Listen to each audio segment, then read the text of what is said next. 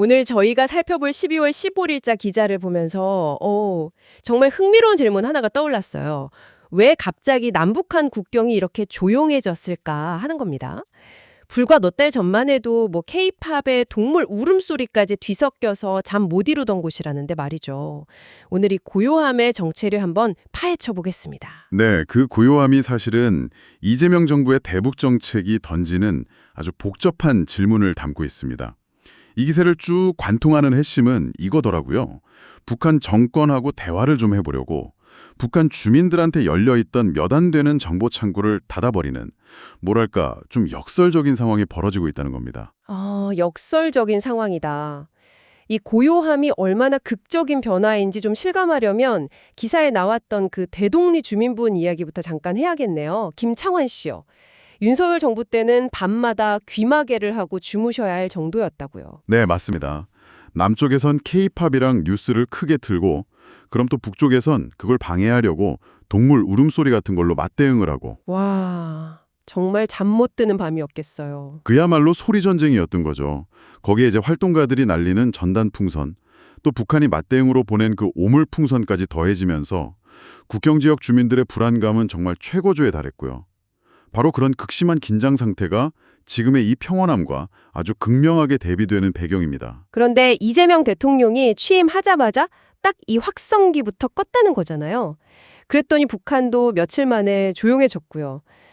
이건 상징적인 조치로 이해가 되는데 문제는 여기서 그치지 않았다는 점이죠. 맞습니다. 훨씬 더 논란이 되는 조치가 바로 뒤따랐습니다.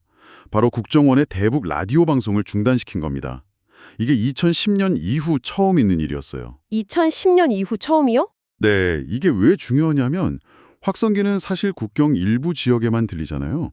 근데 단파 라디오는 북한 전역에 닿을 수 있는 거의 유일한 외부 정보 통로였거든요. 기사에서 본 그 수치가 정말 충격적이더라고요.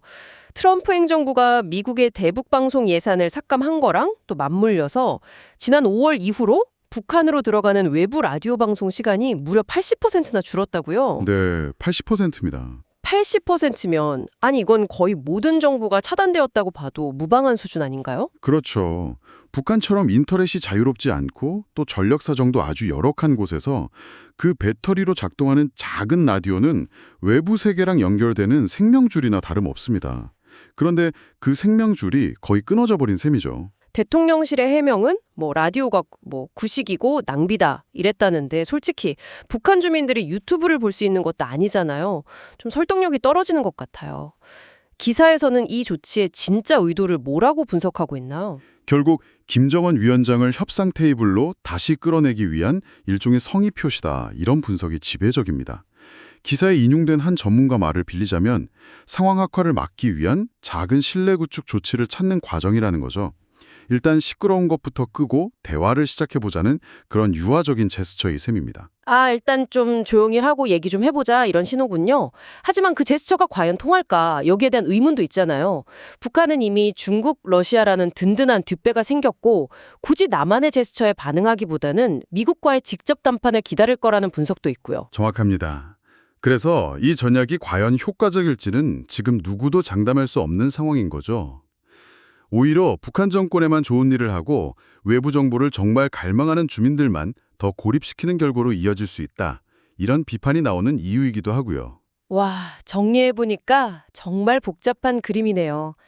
아까 그 김청원 씨 같은 국경 지역 주민들은 마침내 평온한 밤을 되찾았지만 바로 그 시간에 국경 너머의 누군가는 세상과 소통할 마지막 창구를 잃어버렸을 수도 있다는 거니까요. 바로 그 지점이 오늘 이 기사가 우리에게 남기는 가장 큰 질문이라고 생각합니다.